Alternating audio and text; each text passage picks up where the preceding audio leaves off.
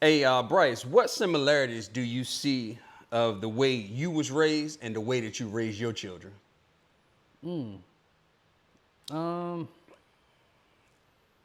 Man, times are different compared to what it was then. It's almost so like what my kids have that I didn't have. Okay. I was simple and happy with what I had. I had a bike and like a Nintendo 64. So there wasn't any cell phones involved. My daughter's 10. She has a phone, so we could track her. We track where she's at on the bus. She keeps it with all her friends, and she's on it a lot. But when she gets in trouble, she loses that. Okay. When That's like punishment. Yeah, so when Give I me your got in phone. trouble, I was in my room for an entire weekend. Yeah. So Man, I was talking to another brother the other day. He was saying that, man, when we grew up, the worst punishment ever was that you can't go outside. that killed me. That would I like could not drive you stand it. crazy. I could see the sun out my Yes. window. There was no way to communicate with people. Yeah, and and moving forward with today's generation or the kids being raised today, they fine with not going outside. Yeah, my daughter could care less. Yeah, if you say we can't go outside, it's cool. Give me my electronic device and let me stay in my room. Yeah, she will wait for a cloudy, rainy day. Hey, I want to go ride my bike. Now? Really? Other than that, it's like I can't get you to leave your room. Wow. I got computers, and they're just in contact with everybody else, and it was like, that was me going around the block, go knock on my friend's door. For sure. Hey, Bryce, so on another note, man, about the way you was raised, are there any of the things that, or the way your parents raised you that you choose not to raise your children? Like, any specific things that you said, we are not doing that to my kids? Nothing stands out that I feel was wrong. I think the way they disciplined me was very fair. It wasn't that I got whooped all the time, or anything like that. My mom was just stern, and I don't know why she was scary. Okay. And my dad's like 6'4", and I was more scared of my mom. Wow. But it was just like, hey, she's like, well, why? She wouldn't even be loud. Yeah. It was just like, she looked at me that way, and I'm like, oh, She was serious. yeah, sorry. Yeah. And, and if I was in trouble, she's like, I'm going to get your dad on it. And then, he still wouldn't get crazy loud or anything like that. It was just his size. I got you. But I can't recall anything other than like as a teenager when I snuck out. Okay. And she sent my dad to hunt me down. Okay. But So, that was that. so do you discipline your children the same way that you was disciplined? I believe I do. Okay. You know how Very similar. You know how parents are just like 1, 2. Yeah, that stuck. I do that. The countdown. So it's just like, you need to pick that up. Well, I don't want to. 1. Yeah. And it's okay. Like this okay. is getting serious. So, yeah. Yeah. And if they don't, I pick it up. Whatever it was, if it was toys, you ain't getting it back. I think we threw it away. I got you. But yeah, I don't really raise my voice unless they're louder than me. And I was like, I said. Yeah. So. Because you're kind of like a real mellow tone person anyway. I don't like having to yell if I don't got Yeah, to. like it's too much energy. I didn't want to give up. For sure. I don't ever see you get mad. And even when you're mad, even when you're upset about something, you still kind of mellow tone. I feel like I kinda get quieter. I can, and I always tell you this because this kind of fascinates me about you. That even when you're upset, you're able to articulate what you're feeling. Yeah. And most of the time, when people get upset, bro, I can't even talk. I can't even. You gotta walk away. Yeah. Yeah. I can't even begin to tell you how I feel. Yeah. I think I get quieter when I'm mad. Okay. Because I think I'm trying to diagnose the situation. Yeah. Like, is this worth being mad at? For sure. Yeah. So, Bryce, you married, 2 kids, right? Married, 2 kids. How old are the kids? I have a daughter. She's 11. And then my son's 5, Cambry and Connor. Okay. Cambry and Connor. Yeah. Cool. Hey, Bryce, which role do you believe comes easier to you, being a father or being a husband? I would almost say, man, there's easy ways on both.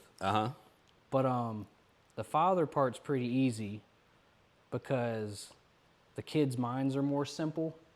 So when they want to tell you something about what happened at school or this and that, it's like, okay, Yeah. and you can talk about it and it's over with. But like, as a husband, my wife's real quiet. So I have to pick up on her feeling, like her feelings of being quiet, her facial expressions. And that's why how I have to, assess what might be going on. It's like, you got to gauge it's it. like rough day at work, won't it? And she's like, oh yeah. And then she'll tell me about her whole day and stuff like that.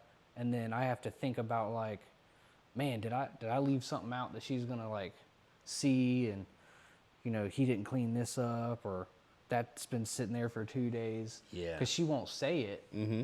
But I don't want her to be aggravated at me. Yeah. And you don't want to be the reason. There's like a whole little thing going on for that. Okay. But I feel like being a husband's simple.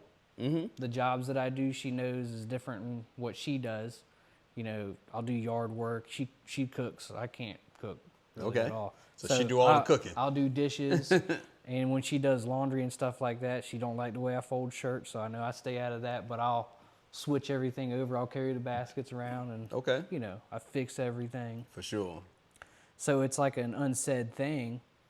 Nobody feels like one person's doing more than the other. Mm-hmm. So I feel like I got it pretty simple as a husband also. I got you. There's difficulties in both. It is. And, kids is kind of like school's rough for me because I'm trying, oh, did you do this? We got a homework and that and this and that. Yeah. Man, so I think about that sometimes, Bryce, and I think like when my children were younger, I feel like maybe being a father was easier. Yeah. Because they were younger, right? And then when my children became adults, they're making too many decisions on their own, and things are, it's too much for me to keep up with. I could imagine. So now I probably would say being a husband is easier now, because me and my wife, we on the same page. Yeah. I'm cool. I got this husband thing. I got this down pat. Yeah. But now the father thing is more challenging. But when the kids were younger, I felt like the father, being the husband, was more challenging. Like you said, you got to, I don't want to keep miss covering nothing. all your bases, make like, sure you're not missing anything. Yeah. I don't want to forget something that was important. Trying to read the room when you walk in the all. room with her. You're trying to read her temperature, like. Because it can go downhill fast when you think everything's chill. Yeah. We're good. No, she's probably real mad at She's something pissed off you about didn't even something. know. Yeah. That is so true, man. Yeah. Definitely. Yeah, because I could be in my own little world easy. Hey, Bryce, a lot of people say as men, we are like natural protectors and natural providers. It comes natural to most men. Yeah. Which one do you think you do better? Provide or protect? If it ever came down to it, I feel like I'm very protective of all three of them. Your family. Yes. Yeah. Anything that's intrusive in our life. I don't like when my kids are upset for something. Mm-hmm. It's most of the time small things, but it's like, oh, somebody said this about me and this and that, and I don't want their feelings hurt. Yes. And them believing that was true. So however I could fix that situation, I want to fix it. There you go. As far as providing, I think even before I was married and stuff like that, I just, like I said, I shot high. I want to not be like down here barely making it. Yeah. However that is. Yeah. I was like, I want to have the most stress-free life if possible. Sure. And, getting married, I wanted that for her. And then having kids, I obviously want them to be comfortable. Mm-hmm. So you want to be able to provide at a high rate. Yeah. I want it to, like, whatever it is, keep coming in, and everybody's chill. Yeah. I just keep it all. Nobody's got to worry about nothing. I'll worry about it. Keep it together, man. Yeah. Keep it together. That's the cool thing about being a man, man. And I think most of us take pride in that, is that we're able to keep it together. Mm-hmm. We're able to provide, make sure everybody have what they need, make sure everybody's happy, like you said, no stress, no, just let's just have a smooth life. Yeah. And if it takes me going to make sure I provide for us financially to make everything smooth, then I can handle that part. Yeah. You know. Yep. So yeah, I definitely go along with that, man. 1,000%, man. Hey, Bryce, do you have a problem finding balance in life, man? Like time for your wife, time for your children, time for your spiritual growth. You know. Yeah, sometimes, cause like I was talking to my wife about signing Connor up for like T-ball. Okay. Or, whatever league. He's 5, so I believe it'd be T-ball still. We've tried things with like my daughter, Girl Scouts, and then that got boring to her, and it's like, okay, if we do the baseball thing, I'm just going back in my memories of how my parents did it. I was like, we lived there. Yeah. Because if I wasn't at a practice or a game, he was. Mm-hmm. So it was, depending on what time people get off work and, what time practice starts, it's, don't even go home. Just go straight to the field. Straight to the field. And I think when that time comes and we start getting busy with that, if he sticks with liking baseball, then, we're going to have to make sure we make time for each other, for myself. Because right now I've kept it simple, I feel like, for the past few years. I know my schedule. When I get off work, I'm going straight home. And I would have a small list of things I want to do. Cut grass, and the kids kind of like, there's a bunch of kids in the neighborhood, and they'll be at somebody's house. Okay. Most of the time directly across the street. I can see where they're at, or their kids are over in our yard. So. And even if you're out in the yard doing stuff and the kids are running around you still are there together. We're there. Yeah. Like some chain fell off the bike. That's what I'm doing. Yeah, you can stop what you're doing and put the chain back on the bike, go back to working on your truck, whatever. Yep. Yeah. But my wife, she's a homebody. So, like, she just likes sitting in her little chair, reading a book, or scrolling or whatever. So, I got to make sure I go sit down and hang out every once in a while because... Give her some of your time. Yeah, if I want to accomplish something like, I'm going to change oil in this car when I get home or whatever, I could sit there and mess around with that, and then that would just lead me into the next thing. Well, I might as well vacuum the car. My whole day can be consumed. That's right. And it's just like, man, I didn't even talk to her today. Yeah. And I just make sure everybody's got a little piece of me that day. For sure. Be intentional about it, man. Mm-hmm. That's what I always think about, being intentional about being present, you know, with your children, at church, with your wife, wherever you're at, just make sure you're intentional about being present. Yeah, definitely. So, for sure, man. Hey, Bryce, so you didn't say this earlier, man, but so you grew up in a Christian school, right? Private school? Yeah. Okay. So did that transition your family into like, how's your spiritual worship now? Like, you guys go to church now often or every now and then? We don't, but the way that school was, I've been to churches that were good. Okay. That school wasn't the way to go about it because they would shove that down your throat in a sense. Okay. And it was like, I'm behind in math, and it's like, remember that Bible verse. So there's things that were less important. Understood. And then, Understood. I forgot how the days went or whatever, but it would be a certain morning every week, and we would have like chapel service in the morning at the school. Yeah. And then the principal and his wife, they actually almost lived on the property where their house was at, and they would just think that because I was somewhat of a crazy kid, I would, they would see me on my bike doing wheelies down the road and all that stuff. So they would think I was into bad stuff. Yeah. I wasn't doing nothing as a teenager. They thought you were demonized. Yeah, I would go home. We would play baseball. I was doing bikes and skateboards and stuff like that. No. But they would make me come up there and sit there, and they would pray for me like I was something horrible. And like you had a the way they would talk to me about things, and they would just pick people like that. Yeah. So they made me feel like I was a horrible person. For sure. But then, like, the church that, I would go to church with my grandma at times, and that was just, like, people wearing jeans and stuff, like, and then I've been to one, churches where everybody's dressed up, and this is serious. Yeah. So it was all Christian, and it's just, there's different groups of how that goes. Definitely, man. And it's what you feel comfortable with, Yeah. It's what you feel comfortable with because, more than likely, if you're comfortable, you're gonna attend a little more. You know, if you're comfortable with it.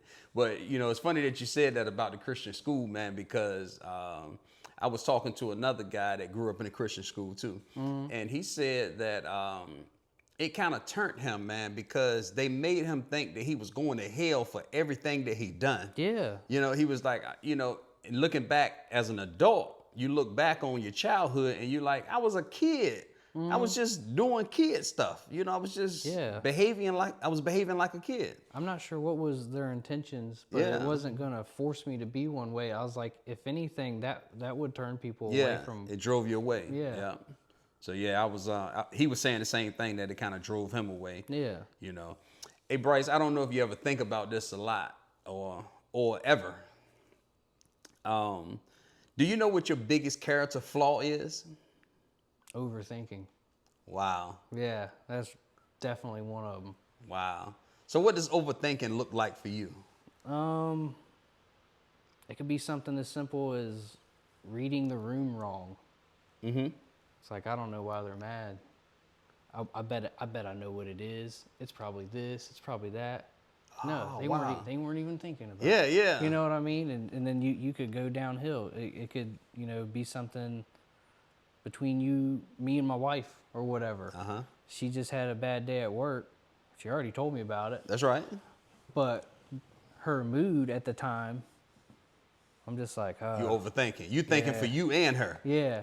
And you don't do that. Yeah, you know, it took me a while and a lot of conversations with her. Like, I don't need to imagine what she's thinking or feeling.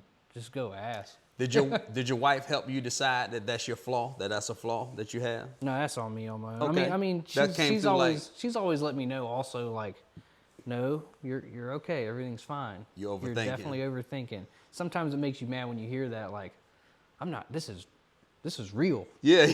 You know? In my head anyway. What I feel now is serious. And then, that's like, right. You know, when she tells you that, and then I go about, like, I'm cutting the grass, and then thinking about it, I'm like, yeah, she's right. You know? She was right. Yeah. I'm overthinking. Yeah. Wow. Hey, so you overthink things you feel is your greatest flaw. Mm-hmm. What do you think your greatest quality is? I don't know how I'd find the word for it. I mean, there might have been times where I wasn't paying attention well, but I feel like I pay attention now. Like, you zone in. You're able to zone in. I'm not like dismissing anything of anything that somebody tells me, because I've picked up on people that I've worked with just over something small. Like, I saw a post. Okay. And I messaged them like, hey, if you want to talk, you know. I got and they're you. just like, you know, you're the only one that paid attention to that. Understood what that even meant. Yeah. And I was like, I didn't want to dismiss it for, you know, you were posting that for somebody else. And oh, that's major, bro. yeah, I mean, you don't know what you could do for people. Yeah. Like that. Yeah. So I've done that a handful of times. That's dope. That's a great quality to have, Bryce. Yeah. That you're able to zone in and lock in on things, especially when it comes to people. Mm-hmm. Because I feel like people is our biggest investment. You know, people say invest in money and investing in houses and cars and all of that. But I think the people that you pour into has a bigger impact than anything else. Mm-hmm. Anything else, you know. You're dealing with a person. You always remember how that person made you feel. Yes. And most of the time, that'll shape your opinion of that person. Mm-hmm. You know, you're like, when I'm around him, we always laughing. We laughing, we joking. He makes me feel good. He always got a funny story. I got a funny story. And it makes you say, I like that guy, right? Versus if a person comes around and they're always negative and, you know, they just don't invest in you at all. And you're like, I don't like that guy. I don't even really know him, but I really don't like him. Yeah. You know, there's people I could work with for years, and it was just like, we just worked together. Yeah. You know, it wasn't something that I'm going to hang on to. That's right. But then there's people that they end up being friends for life. For sure. Just from the conversations, how they make you feel. That's right. That's right. I feel like you always remember how a person made you feel, man. That's why I say like the investment in people is like the biggest investment that we'll ever make, you know.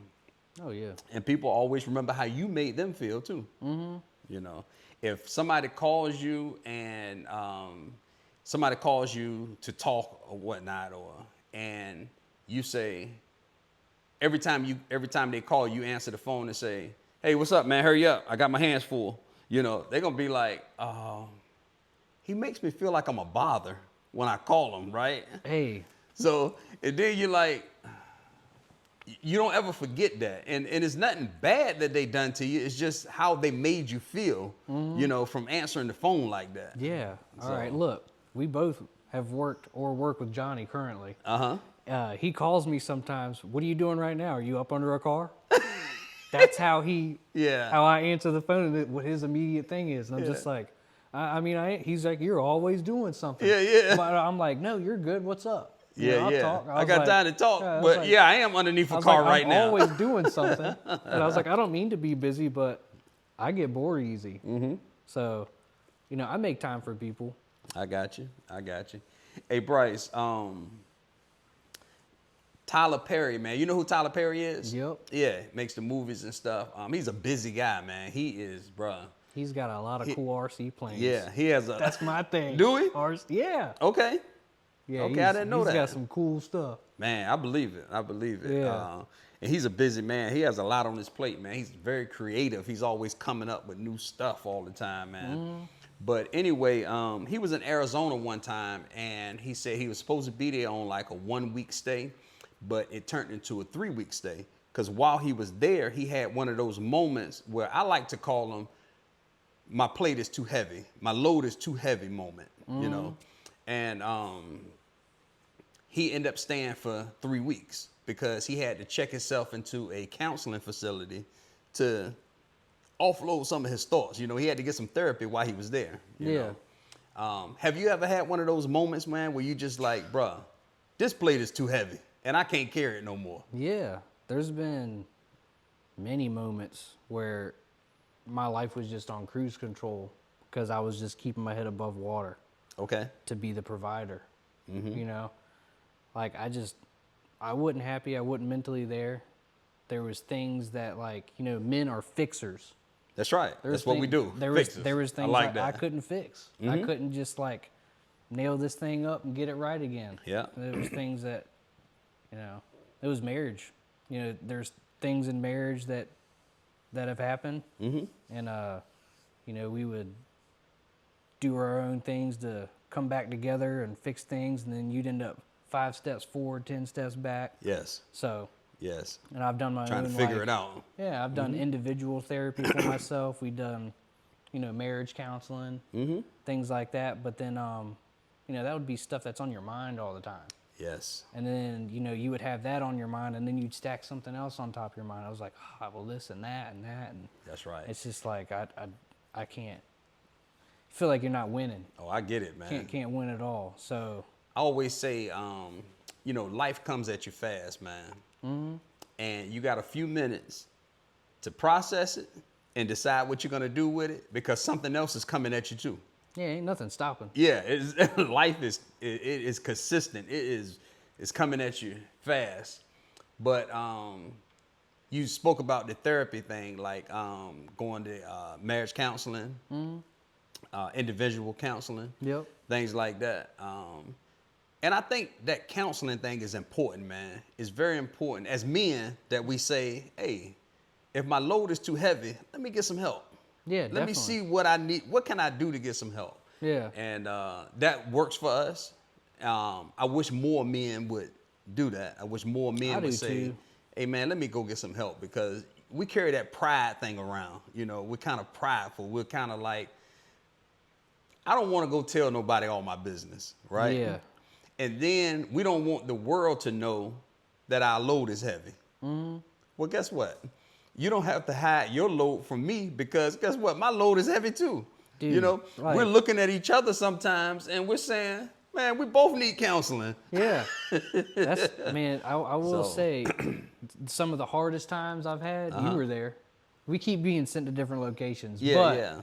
I'm thankful I was working where you were at those times where I was Wow. in my darkest times. Because when you're talking to a counselor or something like that, they don't really know you on a personal level. Yes. You have to give them an entire story, you know, and then they're going to write it all down and remember who this try to person build is. a profile. Yeah, and it's Yes. like, okay, this is the guy that he struggles with this, that, or whatever. You know, I could be over here cutting something and, you know, you welding over there and this and that. And it's like, hey, man, you remember how I was talking the other day about this and that? Yes. And it's just like, yeah, what about it? And I was like, this is what I feel about it. And I was like, and you're just like, well, that's normal. Yeah. You know, and then I would ask you about things that you've dealt with, and it made me feel like, okay, I'm not the only one That's right. that way. That's right. You know, and then the way you've been towards me, because I've climbed out of those dark spots in my mind or whatever, they're still there. Thank God you for know? that. Yeah. You can hang on to Yeah. it and be like, I don't really want to think about There you that go. right now, or you know, there's sure, no reason. for sure. Let me do this. But I'm in a Facebook group that I joined when things were pretty rough, and it's all men that have been pretty much in the exact same situation that I was in. Okay.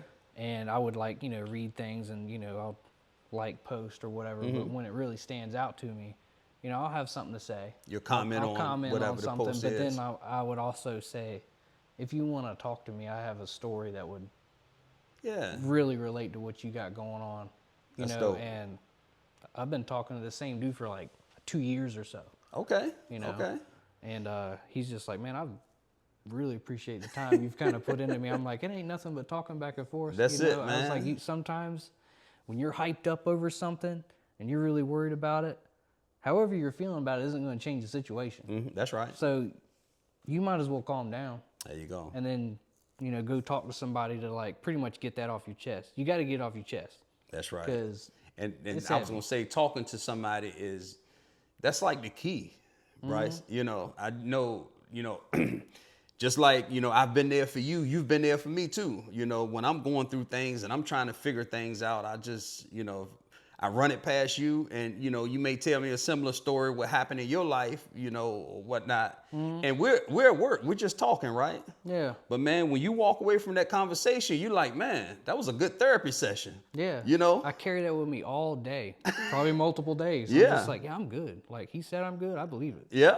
You know? It's like, man, that was definitely a good session, man. I know, you know, several times just trying to, because as men, we need that, man. So I'm sure, just like you're thankful for me being there for you in your dark times, I'm sure that other brother is thankful for you being there for him in his dark times. Yeah. You know? And then you know what? He's probably going to do the same thing.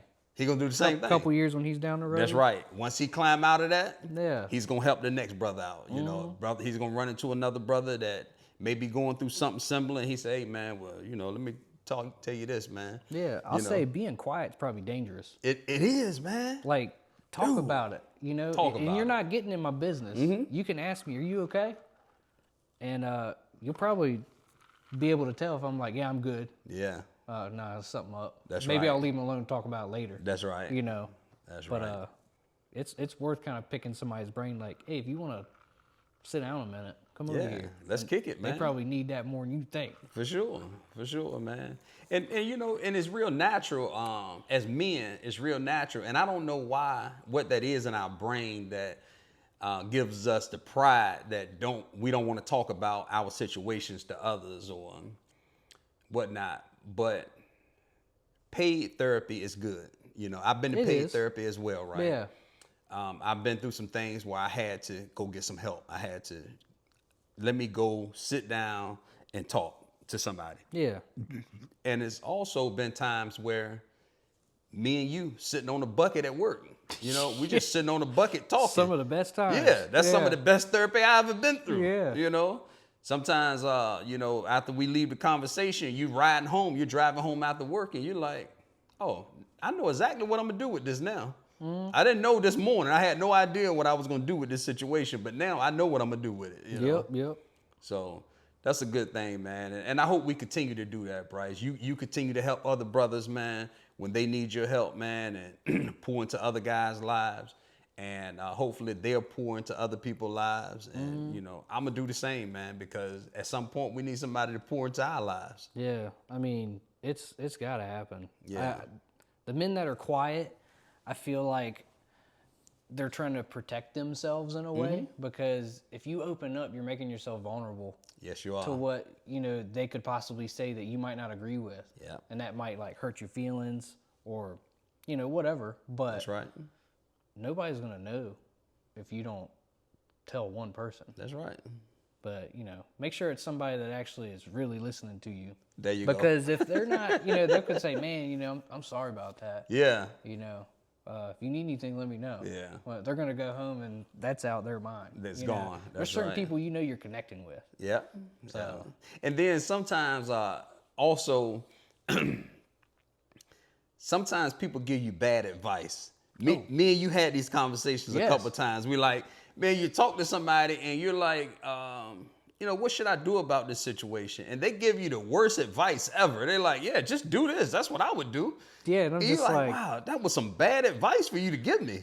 Yeah, but make sure when you're talking to that person says something, maybe look at what they got going on in their life, because it's like, you know, that's their advice showing, you know, and they're not doing bad, but, you know, they got a crazy life going on. I don't want no crazy life. You better believe it. Yeah. You better believe it, Bryce. Sure enough, man. Well, Bryce, I thank you, man. I definitely thank you for sitting down and us chopping it up, man. This was a therapy session in itself today. Absolutely. Man, like I said, thank you for coming by and chopping it up with me and being on the podcast, man. The podcast is going to be dope, man, and all of our episodes are good. So hopefully, you know, the brothers watching this can learn from this too. You know, hopefully they can grab something out of what me and you just talked about and say, you know, I identify with that. Definitely. Let me use that. Yep. You know, Because if you ain't talking, you ain't going nowhere. Y'all pay attention to like men's mental health. Some people don't make it. Facts, bro. Yeah, you want to make it. Facts, bro. It's worth it. If you ain't talking, you ain't going nowhere. Yeah. I like that, Bryce. Bryce, thanks again, man. I appreciate you, bro. Thanks for coming on the podcast today, man. Oh, yeah, definitely. Sure enough.